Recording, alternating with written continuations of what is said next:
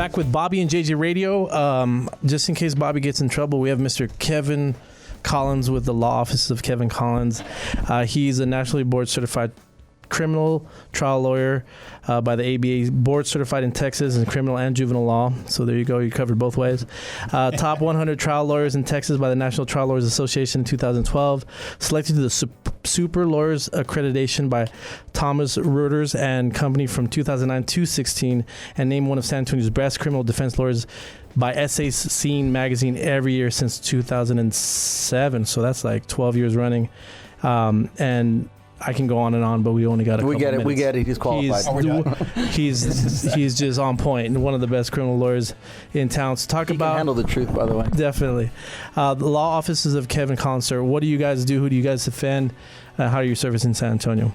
Well, what we did, we help people who are in trouble. I mean, it could be a juvenile, it could be an adult, it could be in federal court or state court, but we help people out that need it. Sure. And how do you represent someone who you know is guilty? Sitting next to your left, or it doesn't like Bobby. Yeah, you got it. Well, I laugh because that question is kind of loaded because you don't really know somebody's guilty unless you solve it. Until they're proof. Right. Yeah. So right. I think a lot of times you have a good idea, maybe that's the case, but it's certainly everybody's entitled to the protection of the Constitution, and not only that, a lot of times maybe you don't get a dismissal or not guilty, but you get somebody a misdemeanor or probation, not something a lesser charge, results in prison. Yeah. And can someone's case actually be dismissed? Yes. Yeah. Is it pretty common? Kind of common? Well, I think I get a fair amount of dismissals. Yeah, it doesn't happen every day, but if you present the client and the facts and the law the right way, I think it happens a fair amount. And I think everyone's scared of trials, but can they be won? Yes, they can. But they don't on the defense side. You're on the defense side, yeah, yeah. Both sides get wins, but if you have a good defense, yeah, you can win a trial. Sure. I want to jump into some stuff that because we don't have you all the time. So let's talk about some First Amendment concerns that we were talking about earlier. When you're charged with a criminal defense, talk about some of the concerns that are coming up right now that you feel that the public should know about. Okay. I think what we're getting at is the technology that we all use in our homes and everything in our cars these days. So I don't know how many people listening have an Echo Dot or Amazon. From the Amazon thing. Yeah. All those things, whatever they are. Siri. Does that count? Siri counts, I think. Yeah. So all those things are connected to a cloud. I don't think people sometimes really get that. You got an IP address and a cloud. And so everything you're doing with those devices is stored at a third-party server somewhere. Sure. Whether it's Apple or Amazon or whatever it is. And so that information is there. It's not in your possession. It's in their possession. Right. Or in their possession also. And so the government could possibly get a hold of that from the third party. So if you ever subpoena, they could see whatever I was like asking this device to search for me. For the most not part. that you would do anything wrong. Right. Or be up to anything. Right. So like Alexa, clean up the blood. Yeah. And then that would be. Yeah. That's a bad thing. Yeah. That could be a problem. Alexa, how much bleach do I need to clean up blood? I get it. Yeah. And so I don't think people necessarily think about that. And so. But they're mining data.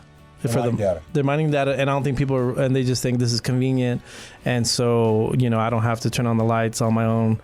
But they're also, like you said, every search thing that you've searched, whatever pops into your mind, right, is what you're telling Alexa and Siri and these other things, and it's being stored, and it's out of your control. Right, it's more of a concern for some of us probably than others. People don't know that this is happening because I had no idea till now. Yeah. What do you think happened, Bob? I just thought you thought Alexa just shut her mouth. I thought she was talking back.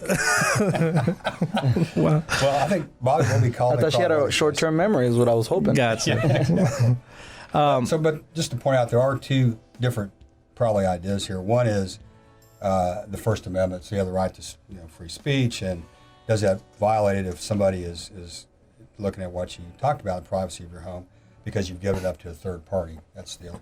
The other idea is the criminal idea, which we kind of talked about and laughed about, but really the Fourth Amendment ought to come into play there instead of the First Amendment, so the government or the state prosecutors should have to have probable cause to come search your device. Right. Or the Fourth Amendment. But if they go to these third parties like Amazon or whoever, they don't have to do that.